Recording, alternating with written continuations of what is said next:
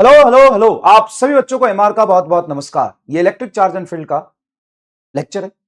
बिल्कुल बेटा, परेशान नहीं होना। ये जो लेक्चर है ये 1 घंटे के आसपास का लेक्चर होगा। कुछ चीजें बची हुई है, non uniform charge distribution solid sphere और यूनिफॉर्म चार्ज सॉलिड स्फीयर के इलेक्ट्रिक फील्ड, सिलेंडर का इलेक्ट्रिक फील्ड, कैविटी में इलेक्ट्रिक फील्ड, वो चीजें मैं आपको करा देता हूं। ठीक है, इसको आप 2 पार्ट में आराम से 2 दिन में देख लेना, कोई प्रॉब्लम नहीं है। हाँ, मैं समझ सकता हूं थोड़ा एक्स्ट्रा लोड होगा, लेकिन प्लीज आप नहीं करोगे तो 2 साल का सिलेबस 8 महीने में कंप्लीट नहीं होता है। लोड बढ़ेगा, लेकिन आप इसके बिना नेक्स्ट चैप्टर स्टार्ट कर सकते हो। इस एक लेक्चर से कोई कोई फर्क नहीं पड़ेगा। तो नेक्स्ट चैप्टर से आप स्टार्ट कर सकते हो। इस लेक्चर को स्किप किए भी करके भी स्टार्ट कर सकते हो, कोई प्रॉब्लम नहीं है। इसमें जो चीजें हैं आप संडे को, सैटरडे को, फ्राइडे को, कभी भी शाम को 2-3 दिन में इसको देख लेना बेटा, कोई प्रॉब्लम नहीं है। ठीक है, थोड़ा सा सपोर्ट करो और अच्छे से लेक्चर को देखो, तुम्हारे लिए ही है। मैं मानता हूं टफ है, लेकिन इसको 2 पार्ट में देख लेना। और 55 मिनट से 1 घंटे से ज्यादा का लेक्चर नहीं होगा। क्या पढ़ना है? Electric field due to non conducting sphere and cylinder. उससे पहले स्फीयर का इलेक्ट्रिक फील्ड पढ़ते हुए हम आगे चलेंगे। सिलेंडर का नीट के लिए बहुत इंपॉर्टेंट नहीं है, लेकिन उसमें यह समझ लेना बस कि मान लो infinite surface charge density sigma वाला एक सिलेंडर है, उसके पर्टिकुलर किसी छोटे सेक्शन में चार्ज कितना होगा कैसे निकालोगे, ये पूछ सकता है। ये कर लेना बस। सर ठीक है, ये कर लेंगे, और कोई इसमें खास बात नहीं है। तो सबसे पहले शुरू करते हैं electric field due to conducting sphere. जैसे मैं electric field due to conducting sphere की बात करूं, ड्यू टू कंडक्टिंग स्फीयर की बात करूं, तो आप सॉलिड और हॉलो पूछोगे? जल्दी से कमेंट करके बताओ। अगर मैं electric field due to conducting और मेटालिक स्फीयर की बात करूं, तो क्या तुम सॉलिड और हॉलो पूछोगे? नो, सॉलिड हो या और हॉलो हो, सेम ही इलेक्ट्रिक फील्ड होता है। क्यों? क्योंकि इस पर चार्ज देंगे, सरफेस पे ही जाएगा। तो इसकी बहुत इंपॉर्टेंट बात पे हम चर्चा कर रहे थे कि मान लीजिए कि एक स्फीयर है, स्फीयर पे टोटल चार्ज क्यू है और उसका सिग्मा है चार्ज डेंसिटी। तो सिग्मा को लिख सकते हो टोटल चार्ज बटा टोटल सरफेस एरिया। इस पे चार्ज कहां है? स्फीयर पे, ऐसे। ये स्फीयर है, रिंग नहीं है, यहां पे ऐसे चार्ज डिस्ट्रीब्यूटेड है चारों तरफ। तो इसका टोटल सरफेस एरिया कितना हुआ? 4πr²। 4πr², ये तो लिखोगे total charge by total area. तो इसके सरफेस पर जो इलेक्ट्रिक फील्ड होता है वो होता है सिग्मा अपॉन इप्सिलॉन नॉट या के क्यू बाई कैपिटल R²। तो अब मैं तुम्हें बोल दूं कि दो स्फीयर है, दोनों का रेडियस का रेशियो 2:5 है और सरफेस चार्ज डेंसिटी सेम है, तो इलेक्ट्रिक फील्ड का रेशियो क्या होगा? फटाफट कमेंट करके बताओ। 1:1। क्यों? देख भाई, electric field does not depends upon radius if sigma is constant. दो स्फीयर चाहे किसी भी साइज का हो, अगर उसका सरफेस चार्ज डेंसिटी सेम है तो electric field does not depends upon radius, and electric field depends upon radius r square. देखो r square if Q is same. तो आप इस दोनों फॉर्मूला में देखिए, एक में रेडियस है, एक में रेडियस नहीं है। तो आपसे पूछेगा कि स्फीयर पर जो इलेक्ट्रिक फील्ड होता है वो उसके रेडियस पे कैसे डिपेंड करता है, तो करता भी और नहीं भी करता है। बताओ मजा आ गया कि नहीं आ गया? करता भी और नहीं भी करता है। और ये दोनों का रिलेशन मैंने आपको समझा दी, तो कुछ नहीं करना है, सिग्मा के जगह पे रख दो, ये तुम्हारा आंसर है। ठीक है भाई? हाँ सर, कुछ छोटे छोटे से आपको सवाल दिए थे मैंने, सरफेस लीनियर चार्ज डेंसिटी और सरफेस चार्ज डेंसिटी और वॉल्यूम चार्ज डेंसिटी। क्या आप समझते हो जैसे मास पे हमने सवाल करे थे, उसी तरीके से यहां पे सवाल होते हैं।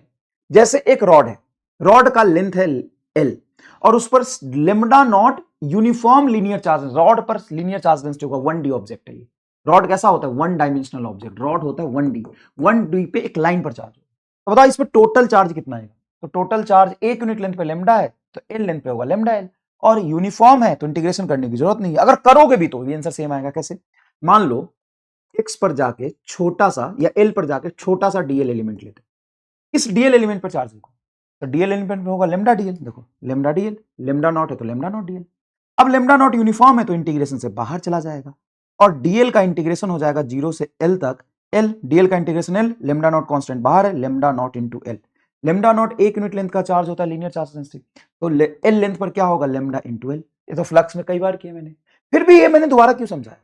क्योंकि अगर तुम इंटीग्रेशन, ऐसा नहीं है कि वेरिएबल में होता है, कांस्टेंट में भी इंटीग्रेशन कर सकते हैं, लेकिन करोगे तो इंटीग्रेशन जैसे ही तुमने किया इस चार्ज का 1 यूनिट लेंथ पे लेमडा नॉट, तो छोटे से डीएल लेंथ पे होगा lambda naught DL. Lambda naught constant था, ये बाहर निकल जाएगा तो इंटीग्रेशन ऑफ डीएल तुम्हारा एल बचेगा। तो करने का कोई मतलब नहीं हुआ क्योंकि लेमडा बाहर निकल गया। और वहीं पे अगर मैं तुमको बोलूं कि linear charge density lambda is equal to lambda naught x given है, अब इस पर बताओ टोटल चार्ज कितना होगा? तो ये होमवर्क नहीं दिया था कल मैंने तुम्हें। क्या करना है? कि x डिस्टेंस पर जाना है, छोटा सा dx एलिमेंट लेता है, छोटा सा dx एलिमेंट में छोटा सा चार्ज होगा लेमडा इंटू dx। देखो लेमडा इंटू dx, लेमडा की वैल्यू लेमडा नॉट x, इसको रखोगे lambda naught x into dx, यहां से लेमडा नॉट बाहर, प्रोपोर्शनल कांस्टेंट था lambda naught, x into dx बचेगा, x का इंटीग्रेशन हो जाएगा x स्क्वायर बाई 2, लिमिट रखोगे 0 से l तक, lambda naught l square by 2। अब इस तरीके से चाहे किसी भी तरीके से वेरिएशन दिया हो लीनियर चार्ज डेंसिटी, आप टोटल चार्ज यहां पर निकाल सकते हैं। क्या आसान है, जैसे मास निकाला था उसी तरीके का है, कोई खास सवाल यहां पर नहीं है। अब दूसरा है, मान लो कि एक डिस्क है, डिस्क मतलब एक प्लेट, डिस्क मतलब एक प्लेट, मतलब सर्कुलर प्लेट, ठीक है।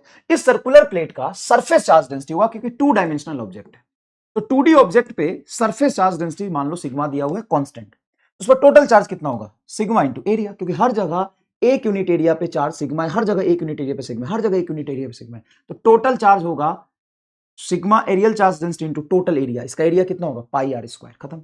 लेकिन इसी में अगर मान लो कि जैसे जैसे डिस्टेंस से ऊपर की तरफ जाओगे, तो इसका जो चार्ज डेंसिटी है रेडियल डिस्टेंस पे डिपेंड कर रही है, और वो गिवन है sigma is equal to lambda naught r. अब सुनना ध्यान से, जब अपने रॉड पर लीनियर चार्ज डेंसिटी वेरिएबल किया था, रॉड पर लीनियर चार्ज डेंसिटी वेरिएबल किया था, वहां पर रॉड का छोटा एलिमेंट माना था। अब ये डिस्क है, अब डिस्क, ये पूरा डिस्क है, पूरा डिस्क है बेटा ये।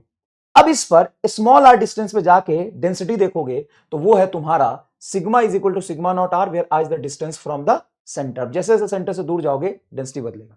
अब डिस्क को कैसे काटोगे, तो डिस्क को एक छोटे रिंग के फॉर्मेट में काटेंगे। हम क्या करेंगे, सेंटर से आर डिस्टेंस पे जाएंगे और डीआर मोटाई का एक रिंग लेंगे।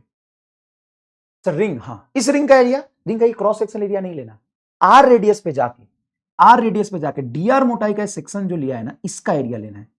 इसका एरिया कैसे निकालेंगे सर, इसका क्रॉस सेक्शन एरिया, मान लो कि मैं ऐसे देखूं, ऐसे देखूं, इसका एरिया लेना है मुझे, इसका एरिया लेना है मुझे, मैं ऐसे देखूं, ये सेक्शन का एरिया चाहिए, तो मैं इसका सरकमफ्रेंस का लेंथ लिख सकता हूं 2 पाई आर। हाँ, तो 2 पाई आर इसका लेंथ हो गया, ऐसा ले देखो लेंथ, ये 2 पाई आर इसका लेंथ हो गया, और ये भी 2 पाई आर होगा, हाँ बहुत छोटा सा विड्थ है डीआर, और इसके डीआर से मोटाई से मल्टीप्लाई कर दूंगा, छोटा सा एरिया हो जाएगा। और सरफेस चार्ज डेंसिटी दिया है sigma is equal to sigma naught r, तो एक यूनिट एरिया पर जो चार्ज है वो सिग्मा नॉट आर है। इस छोटे से एरिया पे क्या होगा, तो सिग्मा इंटू डी लिखेंगे, छोटा सा area into surface charge, surface charge density है सिग्मा नॉट आर, सिग्मा को लिखेंगे सिग्मा नॉट आर, और इसका एरिया क्या होगा, देखो 2 पाई आर इंटू मोटाई d r, 2 pi r into D R, यहां से सिग्मा नॉट 2 पाई बाहर, सिग्मा नॉट 2 पाई बाहर, r into r, r square into D r, r square का इंटीग्रेशन बोलो, आर का पावर 3/3, लिमिट रख दो 0 से आर तक, तो ये तुम्हारा आंसर आ जाएगा। ठीक है सर, बहुत आसान है, ऐसे सवाल तो हम कर लेंगे, कोई खास बात नहीं सर जी। अब है तुम्हारा, मान लो यहां पे वॉल्यूम, पूरा वॉल्यूम, सर स्फीयर तो हम पहले भी देख लिए थे, लेकिन उस स्फीयर के सरफेस पर चार्ज था, तो सरफेस चार्ज डेंसिटी होगा, इस स्फीयर के पूरे वॉल्यूम में चार्ज अंदर डिस्ट्रीब्यूटेड, तो यहां पे वॉल्यूम चार्ज डेंसिटी डिफाइंड होगा, तो जो रो है ना वो वॉल्यूम चार्ज डेंसिटी है, वॉल्यूम चार्ज डेंसिटी, और ये वॉल्यूम चार्ज डेंसिटी आपका क्या है, कांस्टेंट है, यूनिफॉर्म है, तो उसमें टोटल चार्ज कितना होगा, सर एक यूनिट वॉल्यूम में चार्ज है रो, तो इसका टोटल जो वॉल्यूम आएगा वो कितना आएगा, टोटल वॉल्यूम, तो इसका टोटल चार्ज जो हम देखेंगे डेंसिटी इंटू वॉल्यूम, और सीधा वॉल्यूम लिख रहा हूं, छोटा वॉल्यूम क्यों नहीं लिख रहा हूं, क्योंकि डेंसिटी कांस्टेंट है, तो डेंसिटी आपका रो और वॉल्यूम हो जाएगा 4/3 पाई आर क्यू। अच्छा मान लो यहाँ पे चार्ज दिया होता और रो निकालना होता, तो ये होता है total charge by total volume, 4/3 pi R Q, ये आ गया total charge by total volume rho. अब यही पे अगर मैं तुम्हें बोलूं कि जैसे जैसे हम डिस्टेंस से आगे बढ़ेंगे, ये स्फीयर है, स्फीयर है, और इस पर चार्ज सेंटर से लेकर सरफेस तक डिस्ट्रीब्यूटेड है, लेकिन यूनिफॉर्मली डिस्ट्रीब्यूटेड नहीं है। सर आपको कैसे पता, मैं सवाल बना रहा हूं तो मुझे पता है ना, मैं दूंगा ना सवाल तुम्हें। अच्छा ठीक है सर, दो, यहां पे जैसे जैसे हम सेंटर से दूर जा रहे हैं तो चार्ज डेंसिटी वेरी कर रहा है, कैसे वेरी कर रहा है ध्यान से देखिए, तो सेंटर से आर डिस्टेंस पर जाने पर यहां पे जो चार्ज डेंसिटी है रो बराबर है rho naught into small R, where are is the radial distance from centre, distance from centre. अब जो इसका वॉल्यूम चार्ज डेंसिटी वो कैसा है, सर वेरिएबल है।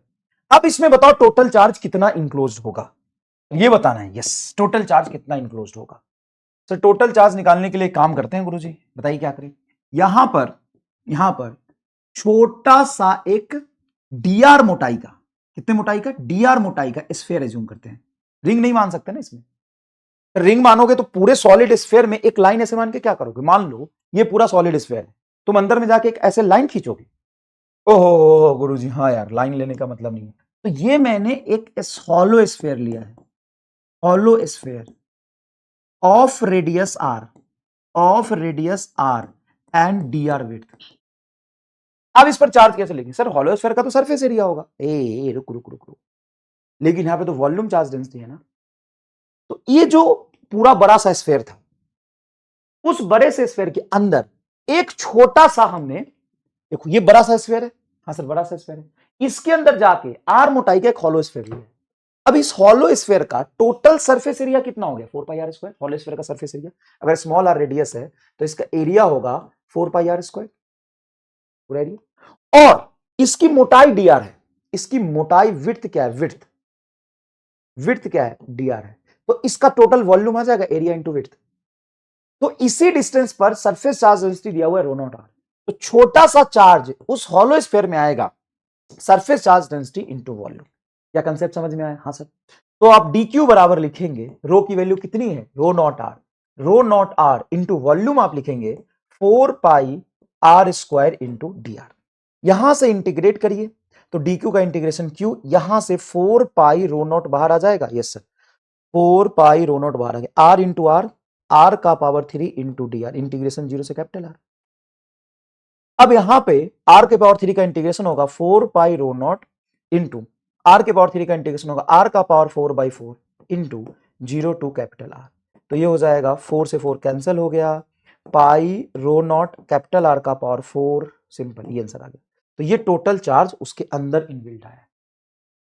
तो लेकिन चार्ज तो चार्ज होना चाहिए, पाई रो नॉट आर का पावर 4 क्यों है, डायमेंशन मैच कर रहा है। तो देखो डेंसिटी रो है, आर रो नॉट डेंसिटी नहीं है, रो नॉट तो प्रोपोर्शनल कांस्टेंट है ना। अच्छा अच्छा अच्छा, ठीक ठीक ठीक। तो ये टोटल चार्ज है। अब कई बार अगर मान लो तुमको जरूरत पड़ रही है कि रेडियल डिस्टेंस तो आर दिया मैंने, मैं बोलूं कि कैपिटल R/2 ही तक बताओ कितना चार्ज आएगा, तो क्या करोगे, तो सेंटर से कैपिटल R/2 तक इंटीग्रेट करोगे, सेंटर से कैपिटल R/2 तक इंटीग्रेट करोगे। अच्छा मैं तुम्हें बोलूं कि डिस्टेंस पर डिपेंड कर रहा है, आर डिस्टेंस पर जाने पर 0 से आर तक बताओ, मतलब यहीं से यहीं तक बताओ कि कितना चार्ज आया। तो ये इंटीग्रेशन 0 से स्मॉल आर तक करोगे तो कुछ नहीं खास बात है, तो यहां पे कैपिटल आर की जगह पे स्मॉल आर आएगा। ठीक है, एक सवाल और कर लेते हैं इस पर। जैसे मान लीजिए यहीं पे मैं आपको दे दूं कि रो बराबर a बटा x है, where x is distance from centre, where x is radial distance from centre, x is radial distance from centre. तो ये जो मैंने रो दिया वो क्या है, volume charge density, and volume charge density depends upon what sir, distance from centre, ऐसे इस पर डिपेंड कर रहा है। अब बताओ इसमें टोटल चार्ज कितना है। तो देखो डेंसिटी अगर कांस्टेंट रहता है ना तो टोटल चार्ज आप लिखोगे डेंसिटी इनटू वॉल्यूम, अगर डेंसिटी कांस्टेंट है। अगर डेंसिटी कांस्टेंट है तो टोटल चार्ज लिखोगे डेंसिटी इनटू वॉल्यूम, लेकिन यहां पे डेंसिटी कांस्टेंट नहीं है। हाँ सर डेंसिटी कांस्टेंट तो नहीं है, तो कैसे करोगे, आप क्या करोगे, एक्स डिस्टेंस पर जाके एक dx मोटाई का हॉलो स्फीयर लोगे, क्या लोगे, hollow sphere of radius x and width dx।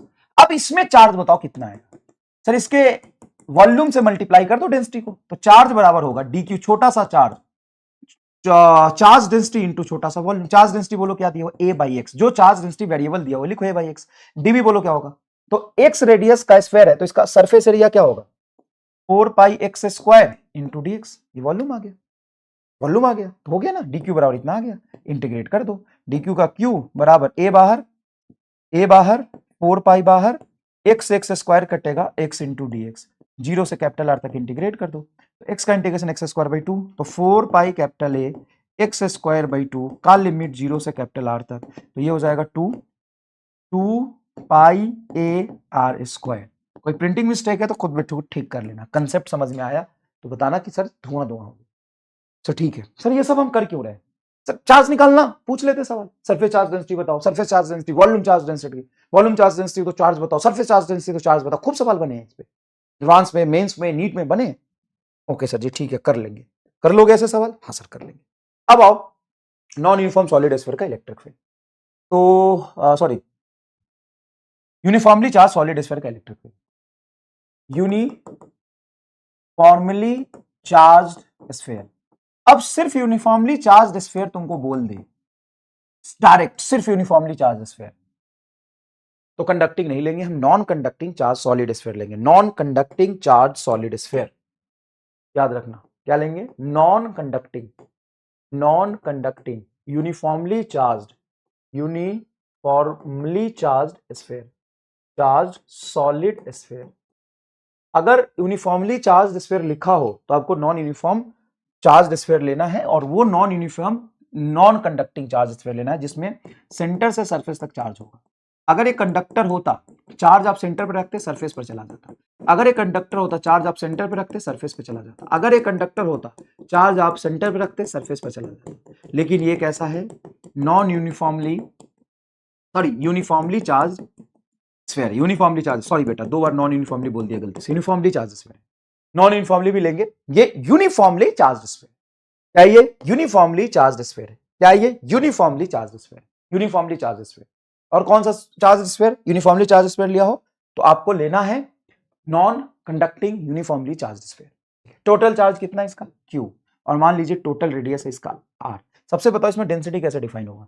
तो डेंसिटी होगा total charge by total volume 4/3 pi capital R cube, volume charge density. अब मुझे सबसे पहले यहां पर इलेक्ट्रिक फील्ड निकालना है। Electric field small r is greater than capital R, इसके सेंटर से स्मॉल r डिस्टेंस यहां पे इलेक्ट्रिक, क्या करोगे? सर वैसे तो हमें पता है कि हॉलो स्फीयर हो, पॉइंट चार्ज हो, सॉलिड स्फीयर, बाहर में इलेक्ट्रिक फील्ड निकालेंगे, सारे चार्ज को सेंटर पर मारेंगे। लेकिन फिर भी मैं आपको पूरा डिराइव करके दिखाऊंगा।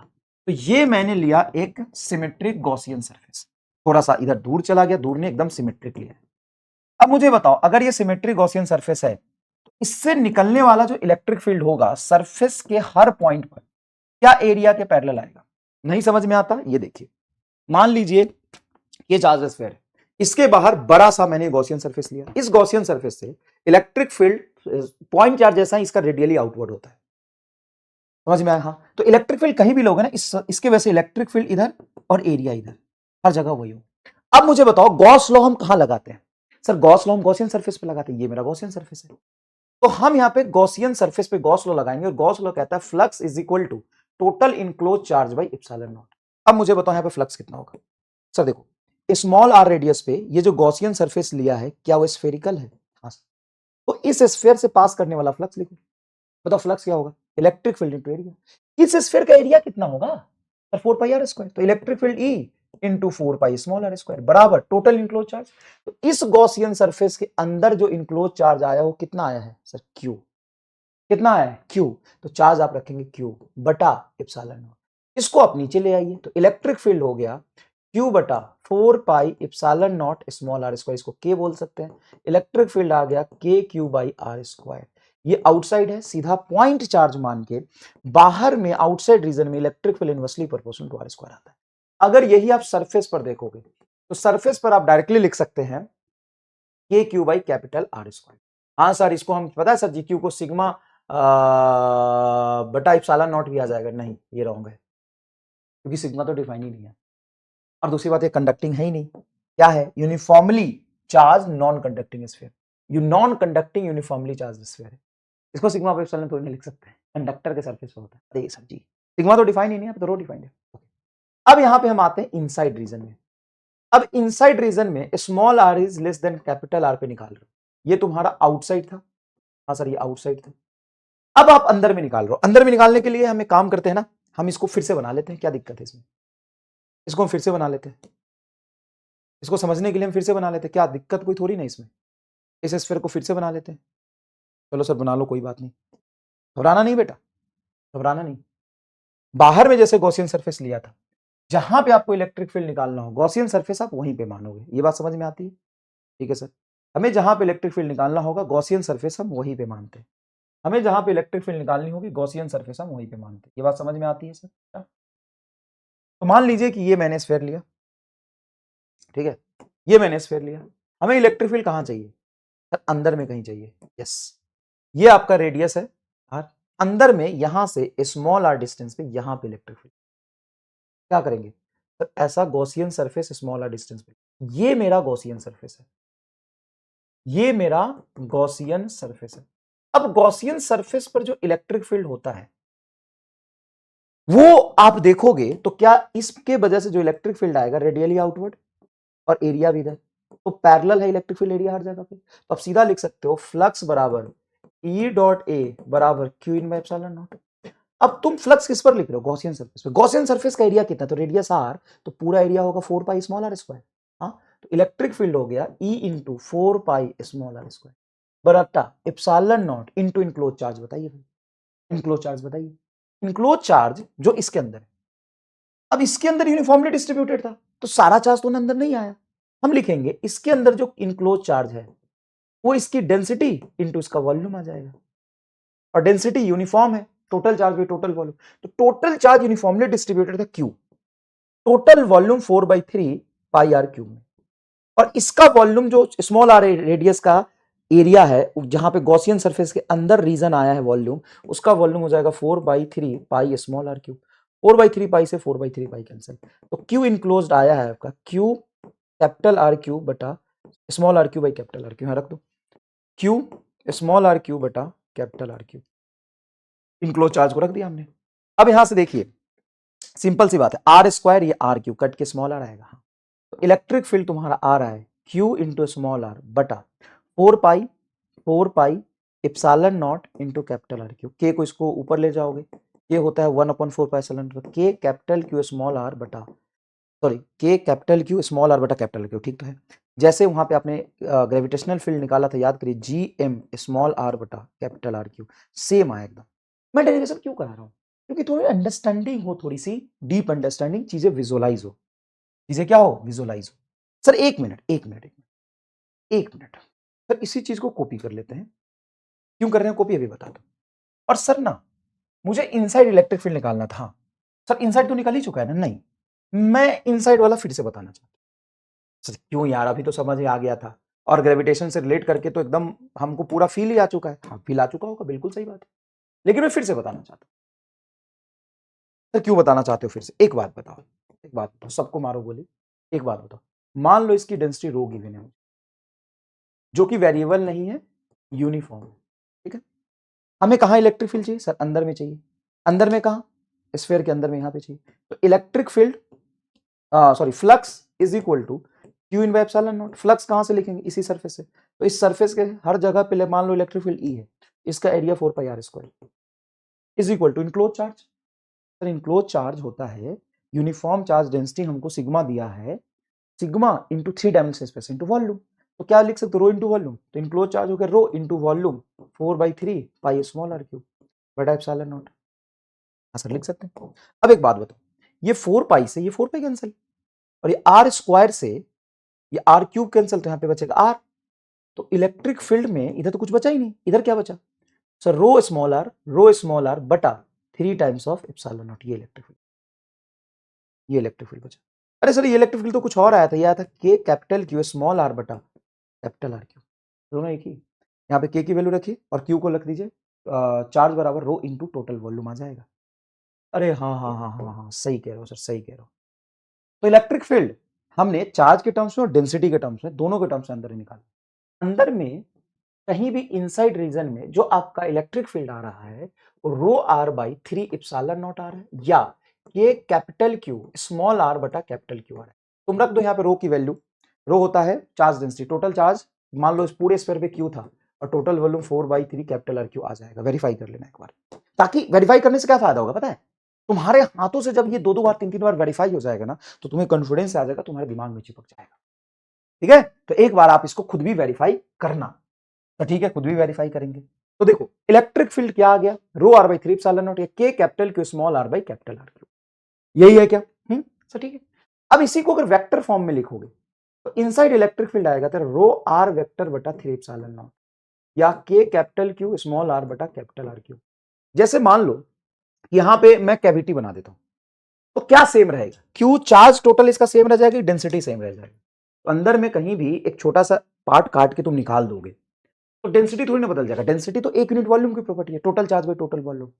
तो अगर तुम इस ये वाला एरिया काट के, मान लो तुम्हारी मर्जी, तुम कहते हो कि ना ये एरिया में जी काट के बाहर निकाल दो, तो देखो यहाँ पे क्या बन गया? वो वैक्यूम बन गया। क्या सेम रहा इसका? सर चार्ज सेम हुआ, हाँ चार्ज सेम हुआ, तो सर चार्ज तो कम हो गया क्योंकि टोटल चार्ज में से थोड़ा चार्ज बाहर चला गया, चार्ज तो चेंज होगा, हाँ, या डेंसिटी चेंज हुई, तो चार्ज चेंज हो गया, वॉल्यूम भी चेंज हुआ, तो ये कट गया ना, हट गया। बताओ डेंसिटी क्या होता है, एक यूनिट वॉल्यूम का चार्ज, तो एक यूनिट वॉल्यूम का चार्ज तो एक यूनिट वॉल्यूम की प्रॉपर्टी है ना, वो तो सेम ही रहा। तो जब भी कैविटी में जाएंगे तो ये वाला फॉर्मूला हम यूज करेंगे। अच्छा, rho r by 3 epsilon naught, yes, rho r by 3 epsilon. अब इसका ग्राफ बनाओगे, इसका ग्राफ होगा इलेक्ट्रिक फील्ड वर्सेस डिस्टेंस का। अंदर में इलेक्ट्रिक फील्ड इनसाइड रीजन में डायरेक्टली प्रोपोर्शनल टू आर, और बाहर में electric field inversely proportional to r square, है ना। बाहर में कभी भी इलेक्ट्रिक फील्ड लिखोगे तो चाहे हॉलो स्फीयर हो या सॉलिड स्फीयर हो, सारे चार्ज को सेंटर पर मान के ही लिखोगे। सारे चार्ज को कैसे मान के लिखोगे, सेंटर पर मान के ही लिखोगे। क्या आपको यह बात समझ में आ गई? हाँ। अब सीधा चलते हैं जे एडवांस के साथ, सीधा जे एडवांस 2014 के सवाल पे, एक्चुअल प्रॉपर जे एडवांस का सवाल, मजा आ जाएगा। मतलब नीट के 4 सवाल इसमें इनबिल्ड है, और बिल्कुल इसको अपने नोट्स में कॉपी करना है अच्छे तरीके से। अब सवाल देखना, मजा आ जाएगा। Charge Q, 2Q and 4Q are uniformly distributed in 3 dielectric solid sphere 1, 2 and 3 of radius r by 2, r and 2r respectively as shown in figure. If magnitude of electric field at point P at a distance r from the center of sphere 1, 2, 3, तो P पे electric field चाहिए। तो ये uniformly charge sphere है, मतलब तुम्हारा non conducting charge sphere है ऐसे। अरे सर समझ गया, नॉन कंडक्टिंग चार्ज स्फीयर है, यस। अब हमें इसका इलेक्ट्रिक फील्ड कहां चाहिए, P पर। तो बाहर में कहीं भी इलेक्ट्रिक फील्ड निकालोगे, सारे चार्ज को सेंटर पर मानोगे, तो बताओ चार्ज कितना सर, Q, तो के क्यू बटा डिस्टेंस बोलो, तो सेंटर से आर डिस्टेंस आर स्क्वायर। बाहर में इस स्फीयर का रेडियस क्या है, इससे कोई फर्क नहीं पड़ता, चलो डेरिवेशन देख लो। बताओ बाहर में जब तूने निकाला तो क्या निकाला, k Q by small r square. बताओ के क्या है सर, कांस्टेंट, क्यू क्या है टोटल चार्ज, आर क्या डिस्टेंस। अब यहां पे जो डिस्टेंस उस पर डिपेंड कर रहा है, कितना रेडियस, इस पर फर्क ही नहीं पड़ता। तो बाहर में सॉलिड स्फीयर और हॉलो स्फीयर सारे चार्ज को सेंटर पे मान के सेंटर से उस पॉइंट का डिस्टेंस लेते हो जहां पे तुमको इलेक्ट्रिक फील्ड। अरे हाँ सर, सही कह रहे हो, सही कह रहे हो, सही कह रहे हो सर जी, सही कह रहे हो। तो यहाँ पे इलेक्ट्रिक फील्ड क्या हो जाएगा, सारे चार्ज को सेंटर पर मानोगे, डिस्टेंस आर दिया हुआ है, रेडियस से कोई फर्क नहीं पड़ता इलेक्ट्रिक फील्ड। अब दूसरा में क्या है, पी पॉइंट सरफेस पर दिया है, चार्ज 2Q है, रेडियस आर है, तो इसका इलेक्ट्रिक फील्ड तो E2 तुम्हारा हो जाएगा K इंटू 2Q बटा रेडियस आर स्क्वायर, सरफेस पे इलेक्ट्रिक फील्ड रेडियस का स्क्वायर। अब E3 तुम्हारा थर्ड डायग्राम में कहां पूछे, तो इस पर चार्ज दिया तो 4Q और 2R रेडियस है, और सेंटर से स्मॉल आर डिस्टेंस पे। तो रो आर बाई 3 एप्सिलॉन यूज करे, नहीं रो नहीं गिवन है ना, मैं तो चार्ज और टोटल रेडियस और डिस्टेंस गिवन है। क्या ये इनसाइड पॉइंट हो गया, क्योंकि रेडियस 2R है, इनसाइड पॉइंट हो गया, हाँ सर। तो लिखो, तो इलेक्ट्रिक फील्ड होगा K इंटू चार्ज देखो 4Q इंटू डिस्टेंस सेंटर से R की वैल्यू R बटा 2R का क्यूब, यही फॉर्मूला होता है, के क्यू स्मॉल आर बटा रेडियस का क्यूब, यही तो फॉर्मूला हमने पढ़ा अभी, देखो तो, के क्यू स्मॉल आर बटा रेडियस का क्यूब, यही तो है, ड्राइव भी किया था, के क्यू स्मॉल आर बटा रेडियस का क्यूब। हाँ मैं भी भूल जाता हूँ भाई, मैं भी इंसान हूँ सर, आप खाली फिजिक्स पढ़ते हो तो ही भूल जाते हो। हाँ हम तो सर बायोलॉजी भी पढ़ते हैं, केमिस्ट्री भी पढ़ते हैं, हम तो घनघोर बायो हुए हैं सर जी। तो जितने लोग घनघोर बायो हो अटेंडेंस लगाएंगे एक बार। तो 2R का क्यूब क्या हो जाएगा, 8R क्यूब, 2 से 8 कटेगा, 2 आ जाएगा। तो इलेक्ट्रिक फील्ड बताइए कितना आ गया, तो के क्यूब आर बटा 2R क्यूब, आर से आर स्क्वायर भी कट गया तो आर स्क्वायर बचेगा, आर से आर क्यूब कटे आर स्क्वायर बचेगा, तो के क्यूब बाई 2R स्क्वायर। क्या ये बहुत टफ सवाल था क्या? तो उनको सॉलिड स्फीयर से बाहर किसी पॉइंट पे इलेक्ट्रिक फील्ड निकालना टफ सवाल है, सॉलिड स्फीयर के सरफेस पे इलेक्ट्रिक फील्ड निकालना टफ सवाल है? नहीं, जे एडवांस का सवाल, टफ नहीं है, जे एडवांस का। बताओ सबसे ज्यादा इलेक्ट्रिक फील्ड कौन सा आ रहा है सर, फिर तो E2 आ रहा है सर, 2K क्यू आ रहा है, E2 सबसे ज्यादा है, उससे कम E1 है, और सबसे कम E3 देखो के क्यू बाई 2R स्क्वायर। खत्म हो गया आंसर, जे एडवांस का सवाल धाए धाए कर दिया तुम। ये तो बहुत आसान लगा गुरुजी, हाँ बहुत आसान लगा। तो अंदर में कहीं भी इलेक्ट्रिक फील्ड निकालना क्या एकदम केक वॉक है सर, बहुत केक वॉक है, बहुत इजी है। अब हम देखेंगे electric field inside cavity of solid sphere, क्या देखेंगे, electric field inside cavity of solid sphere, electric field inside cavity of solid sphere, solid sphere के कैविटी के अंदर इलेक्ट्रिक फील्ड। बेटा जितना कंटेंट दे रहा हूं, जितने तरीके से चीजें पढ़ा रहा हूं, एक एक टॉपिक पे 60 60 70 70 सवाल करा रहा हूं, तो लगेगा ना बेटा यार, थोड़ा मेहनत कर, ठीक है। अब एक बात बता, चल कैविटी छोड़, कैविटी नहीं आता मुझे, तू ये देख यार, प्लस चार्ज डेंसिटी है, हाँ प्लस चार्ज डेंसिटी है, प्लस चार्ज है ना, तो इसका surface charge density, sorry volume charge density rho दिया हुआ, ठीक है। ठीक আছে ओके सर जी, इसका रेडियस r दिया हुआ है। अगर बेटा मैं तुमसे ये पूछूं कि मुझे इसके सेंटर से इस पॉइंट पे जो कि स्मॉल r डिस्टेंस पे इलेक्ट्रिक फील्ड बताओ कितना होगा, तो ये कहां है सर, ये अंदर में p पॉइंट, तो इनसाइड p पॉइंट पे इलेक्ट्रिक फील्ड होता है। अगर चार्ज दिया होता तो q लिखते, डेंसिटी दिया हो तो हम लिखेंगे रो स्मॉल r बटा 3 एप्सिलॉन नॉट, यही तो है electric field, rho r by 3 epsilon naught, ये इलेक्ट्रिक फील्ड है सर। बिल्कुल, बहुत बढ़िया, शानदार। इस इलेक्ट्रिक फील्ड की डायरेक्शन किधर होगी सर, इस इलेक्ट्रिक फील्ड की डायरेक्शन इसी r वेक्टर की डायरेक्शन में होगी, तो r कैपिटल सर, मतलब इसी r वेक्टर की डायरेक्शन में होगी, तो सीधा r वेक्टर ही लिख दो। ठीक है, पॉजिटिव चार्ज डेंसिटी है तो रो रखेंगे, बहुत बढ़िया, एकदम ठीक है। और अगर मान लो कि मैं कोई निगेटिवली चार्ज सॉलिड स्फीयर ले लूं, निगेटिवली चार्ज सॉलिड स्फीयर, इसका सरफेस चार्ज डेंसिटी है minus rho, again radius is capital R, surface density rho, यहां से इस डिस्टेंस पर या इस डिस्टेंस पर, सेंटर से इस डिस्टेंस पर मुझे स्मॉल r डिस्टेंस पे इलेक्ट्रिक फील्ड, बताओ क्या लिखूं, तो सर इलेक्ट्रिक फील्ड लिखेंगे E बराबर माइनस रो r बटा 3 एप्सिलॉन नॉट, r वेक्टर के अपोजिट इलेक्ट्रिक फील्ड। ये नहीं आया समझ, आएगा समझ। एक बात बताओ, इलेक्ट्रिक फील्ड इसका पीछे की तरफ आएगा कि नहीं, निगेटिव चार्ज के इनवर्ड होता है, हाँ।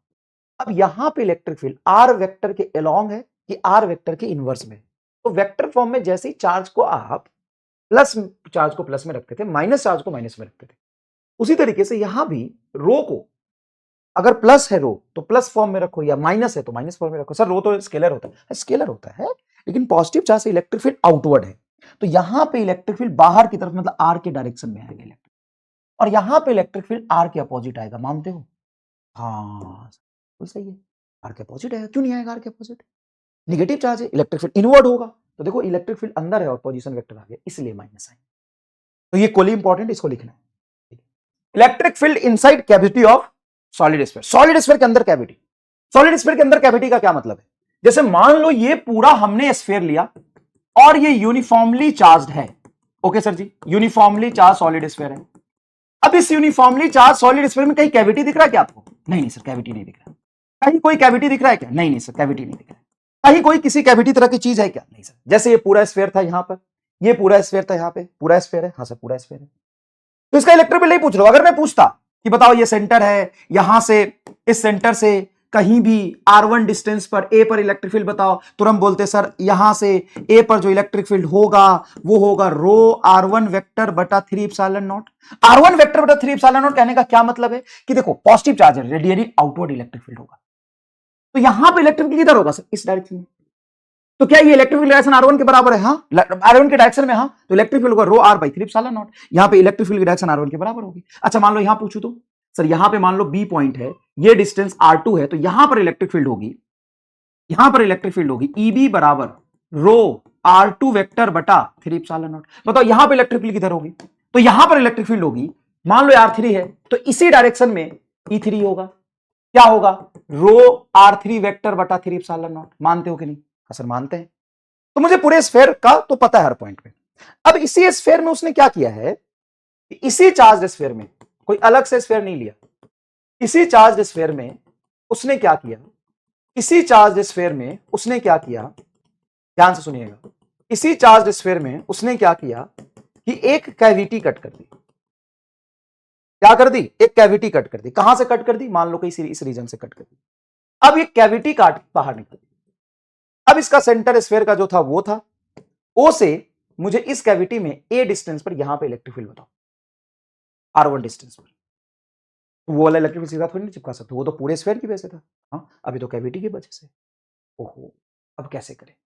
इस कैविटी के अंदर मुझे अब कैसे करें? समझ नहीं आया सर, कैसे करें? मुझे बुझाया ही नहीं सर जी, अब कैसे करें? नहीं समझ। तो एक तो होता है कि उसी जगह पे जितना पॉजिटिव चार्ज डेंसिटी है उतना ही नेगेटिव चार्ज डेंसिटी का स्फीयर डाल दो और फिर इलेक्ट्रिक फील्ड निकाल दो। एक तो मेथड ये, एक मेथड इसी को समझाने का दूसरा मेरे पास है, वो देखो। मैं कहता हूं कि मैं एक uniformly charged volume density rho का एक स्फीयर लेता हूं, बड़ा सा, ठीक है भाई? ओके सर, लिया आपने। अब मैं इसमें कोई कैविटी नहीं काट रहा, मैं ऐसा ही एक स्फीयर ले रहा हूं। सब्स्टिट्यूशन मेथड आपने पढ़ा था ना कि कैविटी मान लो है, उसके अंदर इलेक्ट्रिक फील्ड चाहिए, मान लो कैविटी है उसके अंदर इलेक्ट्रिक फील्ड चाहिए, तो जितना पॉजिटिव चार्ज डेंसिटी का ये छोटा सा स्फीयर है उतना ही नेगेटिव चार्ज डेंसिटी का 2 डाल दो, तो पॉजिटिव और पूरा पॉजिटिव मिलकर एक स्फीयर बनेगा, उसका इलेक्ट्रिक फील्ड लिख लो, और जो निगेटिव बनेगा उसका इलेक्ट्रिक फील्ड यहाँ पे घटा दो। और इक्वल पॉजिटिव और निगेटिव मानने से कैविटी के कैविटी रहेगा। जैसे मान लो जितना पॉजिटिव चार्ज डेंसिटी का स्फीयर है कैविटी में, और जितना निगेटिव चार्ज उतना ही निगेटिव चार्ज डेंसिटी का दो स्फीयर मान लो डाल दिया, तो जितना पॉजिटिव उतना ही निगेटिव डाला, तो क्या नेट यहाँ पे जीरो हो गया? चार्ज तो कैविटी रहेगा। हाँ सर, उसी को देखो दूसरे तरीके समझा रहा हूँ, देखना सुनना।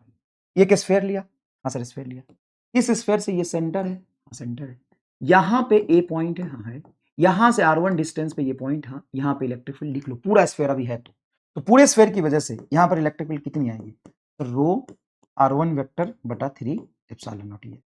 ये तूने लिख लिया, लिख लिया, कोई दिक्कत परेशानी कष्ट नहीं? सर ये तो ठीक है, पूरा स्फीयर है तो पूरे स्फीयर का तो ही लेंगे ना।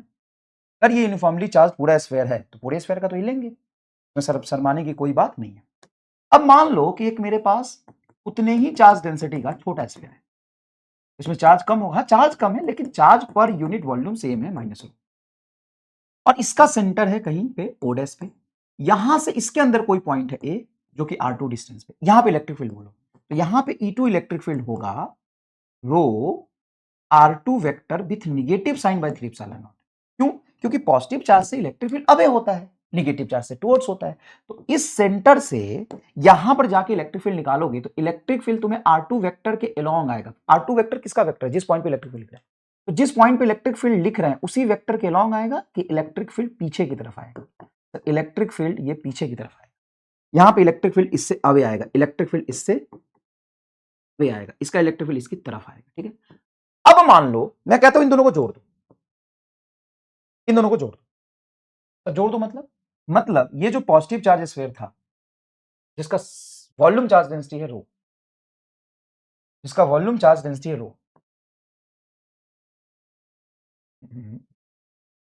ये हटाना बस, जिसका वॉल्यूम चार्ज डेंसिटी है रो, ठीक है, उसके अंदर ये जो निगेटिव चार्ज डेंसिटी है इसको डाल देता हूं यहां पर, ऐसे क्या डाल सकता हूं मैं? अच्छा डाल तो सकते हो, डालने में कोई बुराई नहीं है। क्या मैंने जब इसको डाल दिया तो वही सवाल हो गया ना जो ये था, एक सॉलिड स्फीयर उसके अंदर कैविटी, वहां पे इलेक्ट्रिक फील्ड निकालो, सेम सवाल तो हो गया। कैसे सेम हो गया? सेम ही तो है। देख क्या जब मैंने सुपर इंपोज किया तो जितने स्पेस में ये निगेटिव चार्ज डेंसिटी का मैं डालूंगा और दोनों का वॉल्यूम चार्ज डेंसिटी सेम है, तो इस रीजन में इक्वल पॉजिटिव इक्वल निगेटिव से सारा चार्ज यहाँ पे जीरो हो जाएगा। हाँ तो कैविटी जैसा दिख गया, ये तो कैविटी दिख गया। अब बता ये डिस्टेंस तुम्हारा क्या था? R1 ए पॉइंट का, ए पॉइंट है इस कैविटी के अंदर, ये डिस्टेंस R1, इसका सेंटर क्या था? O डैश से, ये डिस्टेंस आपकी क्या है? R2 वेक्टर, और मान लो O से O डैश मैं एक लाइन बना लेता हूं, इसको बोल देता हूं R, O से O डैश को मैं बोल देता हूं R। अब मुझे A पर इलेक्ट्रिक फील्ड निकालना है। A पर इलेक्ट्रिक फील्ड किसका है? सर दोनों का मिलके जो आएगा वही सर नेट सम आएगा इलेक्ट्रिक फील्ड, और दोनों का मिलके जो नेट इलेक्ट्रिक फील्ड आएगा वो कैविटी जैसा ही तो जगह बन गया। बोलो कैविटी का पूरा फील आया कि नहीं? तो नेट इलेक्ट्रिक फील्ड अब जो इस रीजन में आ रहा है वो एक कैविटी के साथ सॉलिड स्फीयर उसके अंदर आ रहा है, तो बोलो क्या होगा? तो रो E1 प्लस E2 सिंपल लिखो, बड़े वाले कंप्लीट स्फीयर की वजह से और छोटे वाले कंप्लीट स्फीयर की वजह से। बड़े वाले कंप्लीट स्फीयर की वजह से कितना है? रो R1 वेक्टर बटा 3 epsilon not plus row R2 vector बटा 3 एप्सिलॉन नॉट। अब यहां से क्या बोल सकते हो कि रो बटा 3 एप्सिलॉन नॉट बाहर आ गया तो R1 vector minus R2 vector आ जाएगा, सर आ जाएगा। तो net electric field a point पे बताओ क्या है? Rho by 3 epsilon naught R1 vector minus R2 vector, ठीक है। अब यहां से जरा देखो, ये R1 वेक्टर तुम्हारा एक ही पोजीशन था सेंटर से, मेन स्फीयर के सेंटर से, R2 वेक्टर कैविटी के सेंटर से इसकी पोजीशन था, ये R1 वेक्टर था। इन तीनों में रिलेशन लिखूं तो क्या मैं लिख सकता हूं ट्रायंगल ऑफ वेक्टर रिलेशन से, ये R है सिर्फ, सॉरी बेटा ये R1 था, ये तो R है ना बस। मेन स्फीयर से कैविटी के, मेन स्फीयर के सेंटर से कैविटी के सेंटर का जो डिस्टेंस है, मेन स्फीयर के सेंटर से कैविटी का सेंटर का जो डिस्टेंस है वो तुम्हारा R है। मेन स्फीयर के सेंटर से ए पॉइंट जहां पे फील्ड निकाल रहे हो वो R1 है, ठीक है।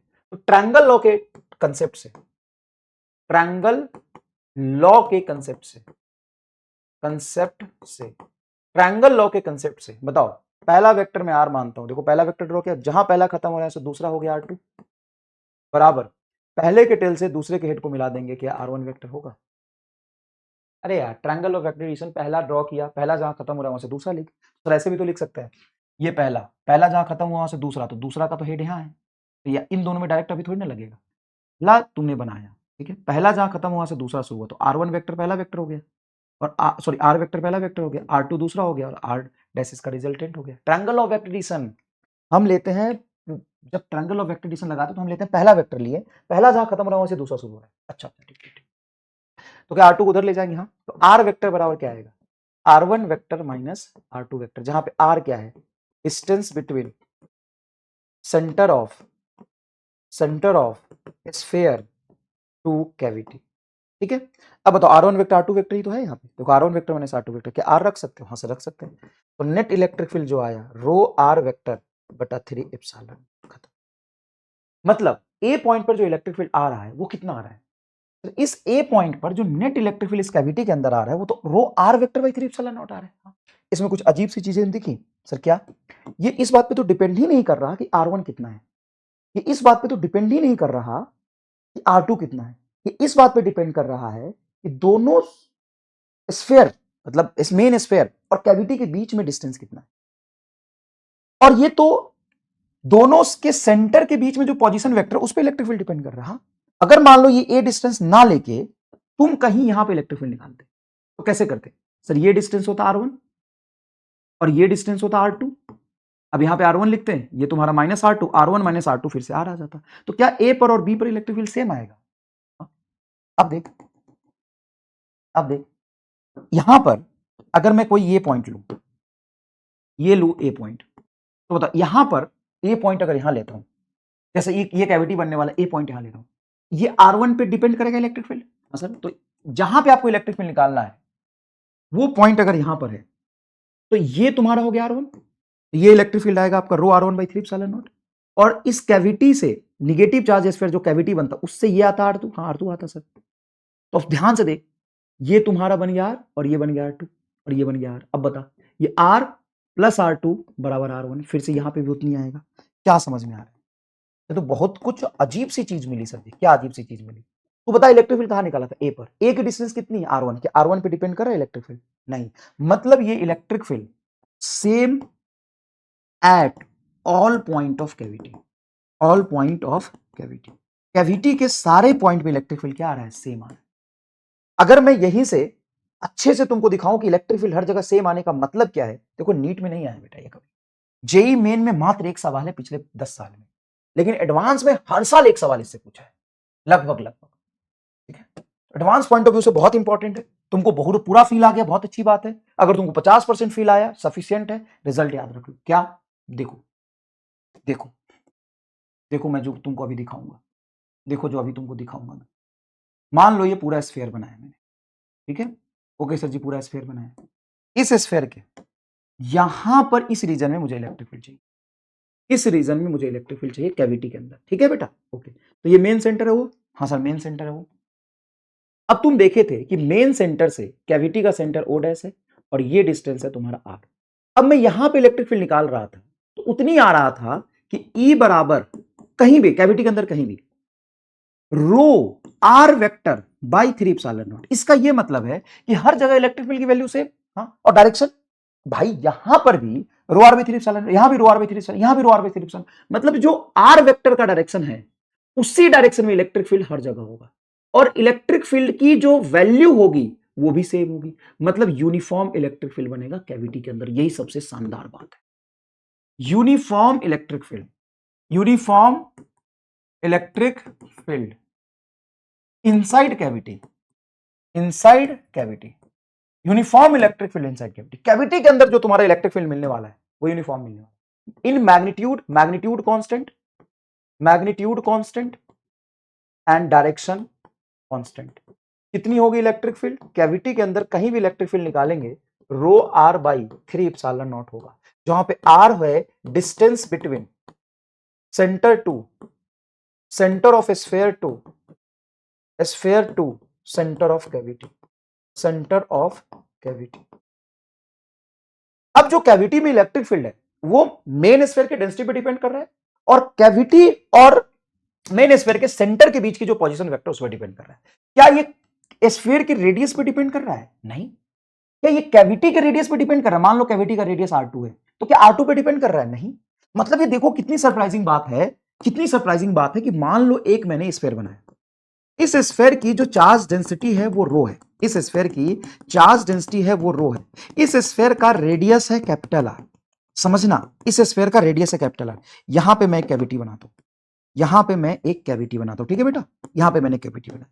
अब सुनना जो मैं इंफॉर्मेशन दे रहा हूं, इसका वॉल्यूम चार्ज डेंसिटी रो, ठीक है, रो है, इसका रेडियस है ये r1, इस कैविटी का रेडियस है r2, इसके सेंटर से मैं जिस पॉइंट पे इलेक्ट्रिक फील्ड निकाल रहा हूं वो है r1, और कैविटी के सेंटर से इस पॉइंट की डिस्टेंस है r2 जहां पे इलेक्ट्रिक फील्ड हम a पर निकाल रहे हैं, और कैविटी के सेंटर और मेन स्फीयर के सेंटर के बीच में डिस्टेंस है पोजीशन वेक्टर। अब यहां पर जो इलेक्ट्रिक फील्ड आएगी, विदा शानदार है, सुनिए, यहां पर जो इलेक्ट्रिक फील्ड आएगी ए पर इलेक्ट्रिक फील्ड आएगी, वो इलेक्ट्रिक फील्ड आपका है रो आर वेक्टर बटा 3 एप्सिलॉन नॉट, मतलब does not depends on main sphere का रेडियस, कैविटी का रेडियस, और R2 vector and R1 vector, साला किसी पे डिपेंड नहीं कर रहा। मतलब कैविटी के अंदर जो इलेक्ट्रिक फील्ड आएगी वो इस बात पे डिपेंड कर रहा है, इस बात पे डिपेंड कर रहा है कि कैविटी का सेंटर मेन स्फीयर के सेंटर से कितने डिस्टेंस, आर वेक्टर पे डिपेंड कर रहा है। यहां पे जब इसका तुम फोटो बनाओगे इस कैविटी का, तो इस कैविटी के अंदर इलेक्ट्रिक फील्ड ये आर के अलोंग ऐसे होगा और हर जगह सेम आएगा, ऐसा इलेक्ट्रिक फील्ड होगा यूनिफॉर्म, जैसे इनफाइनाइट चार्ज शीट का नहीं होता है वैसा इलेक्ट्रिक फील्ड। बोलो, मजा आया? सर टाइम लगा लेकिन समझ में आया जोरदार। अब देखो जे एडवांस के सवाल, जे एडवांस 2007 में सवाल पूछा था, जे एडवांस 2007 में ये सवाल पूछा था। क्या सवाल पूछा था? देखिए, कैविटी के अंदर इलेक्ट्रिक फील्ड होता है जीरो एवरीवेयर, गलत। Non uniform and non zero and uniform, हाँ नॉन जीरो एंड यूनिफॉर्म तो होगा, non zero and uniform, non uniform नहीं, जीरो ओनली एट सेंटर नहीं, खत्म। जे एडवांस का ही सवाल है, इसको इतना टफ मानते हैं। देखिए, और एक बार नहीं, लगभग लगभग बार पूछा है। जैसे ये सवाल देखिए जे एडवांस का, ये सवाल देखिए जे एडवांस का, जे एडवांस 2011 का सवाल है।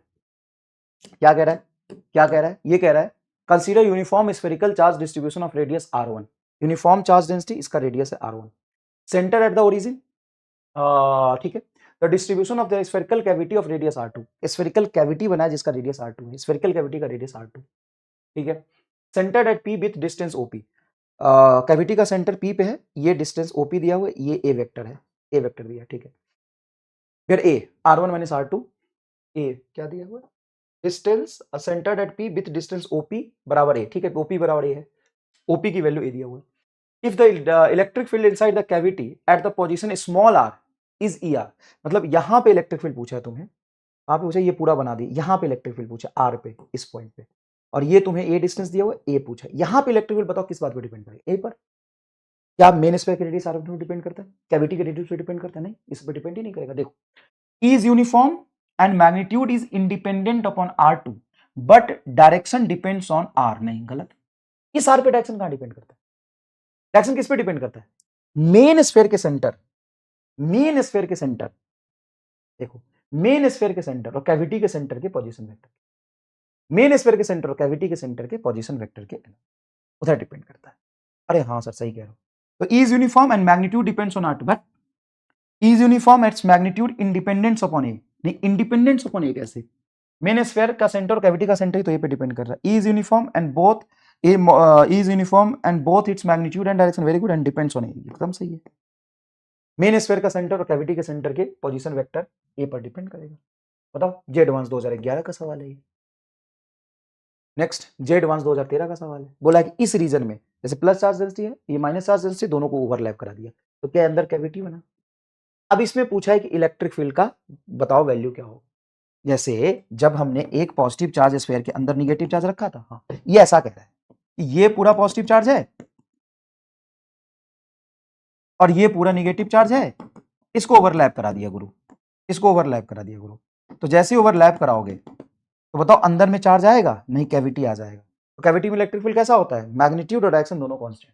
इलेक्ट्रोस्टैटिक फील्ड इज जीरो, नहीं, the electrostatic potential is constant, ये तो नेक्स्ट चैप्टर में पढ़ेंगे, ये तो नेक्स्ट चैप्टर में पढ़ेंगे। Electrostatic field is constant in magnitude, yes, the electrostatic field has same direction, हाँ, electrostatic field is constant in magnitude, electric field has same direction, दोनों सही हो जाएगा। क्योंकि कैविटी में इलेक्ट्रिक फील्ड यूनिफॉर्म रहता है, उसकी डायरेक्शन फिक्स रहती है, और डायरेक्शन किधर डिपेंड करता है? मेन स्फीयर के सेंटर और कैविटी के सेंटर के डायरेक्शन के लोग इधर आएगा, पॉजिटिव चार्ज से अवे, और इसका कैविटी मान लो, इसका कैविटी और इसका भी कैविटी, तो इस तरफ आएगा।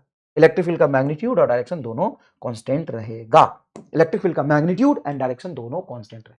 चलो आज के लेक्चर को यही खत्म करते हैं। अब हम वेरिएबल डेंसिटी के कुछ सवाल होंगे, कल क्लास में पहले कर लेंगे, फिर नेक्स्ट चैप्टर शुरू करेंगे। ठीक है, यहां तक कर लो, बहुत बड़ी बात है बेटा। ठीक है, एक सवाल तुमको देता हूं मैं, चलो एक सवाल देता हूं कि मान लो ये तुम्हारा सॉलिड स्फीयर है, ठीक है, जिसकी रेडियस आर है और इसका वॉल्यूम चार्ज डेंसिटी दिया हुआ है रो नॉट बटा R, where are is the distance from centre. R is distance from centre. हालांकि कल मैं बताऊंगा, लेकिन फिर भी एक बार बता देता हूं। तो ये पॉजिटिव चार्ज स्फीयर है, ठीक है, ठीक है, तुमको जो थोड़ा बहुत करके आना है करके आना, ठीक है, ओके सर। तो अब इसका इलेक्ट्रिक फील्ड हमें निकालना है। अब इसका इलेक्ट्रिक फील्ड हमें निकालना है। इलेक्ट्रिक फील्ड कहां निकालना है समझिएगा। इलेक्ट्रिक फील्ड इसके सेंटर से स्मॉल आर डिस्टेंस पे यहां पे निकालना है, एक इसके सरफेस पे निकालना है ए पॉइंट, ये बी पॉइंट, और एक यहां से आर डिस्टेंस यहां पे निकालना। तो सबसे पहले आपको टोटल चार्ज चाहिए, कहां तक, पूरे स्फीयर में कितना चार्ज है वो निकालना सिखाया तो है। पूरे स्फीयर में चार्ज निकाल दो और यहां पे इलेक्ट्रिक फील्ड लिख दो, चार्ज को सेंटर मान के, क्योंकि बाहर में तो चार्ज तो सेंटर मान के लिखते हो। अगर मान लो इस पी पॉइंट पे तुम्हें इलेक्ट्रिक फील्ड लिखना है, सॉरी ये सी पॉइंट है मान लो, तो इलेक्ट्रिक फील्ड सी पॉइंट पे क्या लिखोगे, के इंटू क्यू बटा डिस्टेंस आर स्क्वायर। बाहर में तो ऐसे लिखते हैं आउटसाइड रीजन में। क्यू क्या लोगे, total charge. Total charge sphere में कितना है वो निकाल लो इंटीग्रेट करके। भाई टोटल चार्ज है जितना भी हो स्फीयर के अंदर, अगर स्फीयर में डिस्ट्रीब्यूटेड है तो चार्ज को तो सेंटर मान के लिखेंगे। हाँ सर ठीक है। सरफेस पर, तो सरफेस पर भी यही होगा, ईबी बराबर के क्यू टोटल बटा R square at surface. Surface दिक्कत कहां आएगी, अंदर। अंदर में कहां, यहां। यहां पर इलेक्ट्रिक फील्ड कैसे लिखोगे, यहां पे तुम एक कैविटी लो, सॉरी यहां पर कैविटी नहीं, सॉरी एक स्फीयर एज्यूम करो, और इस स्फीयर का जो डिस्टेंस है यहीं पे, तो पहले तुम इसको मान लो कि आर डिस्टेंस तुम्हारा यहीं तक है, फिर यहां पे एक स्फीयर लो और 0 से आर तक इंटीग्रेट करके टोटल चार्ज निकालो, फिर इसको सॉल्व करेंगे। तो दिमाग लगाओ थोड़ा सा, ये तुम्हारा वैसे भी होमवर्क है, नहीं करना है, जितना समझाया उतना करना, अगली क्लास में हम लोग करेंगे। ठीक है, तो थैंक यू सो मच, जितना सिखाया उतना मजा आया होगा, कैविटी में इलेक्ट्रिक फील्ड समझ में आई होगी। ये एडवांस के 3-4 सवाल किए, नीट में आई नहीं तो कहां से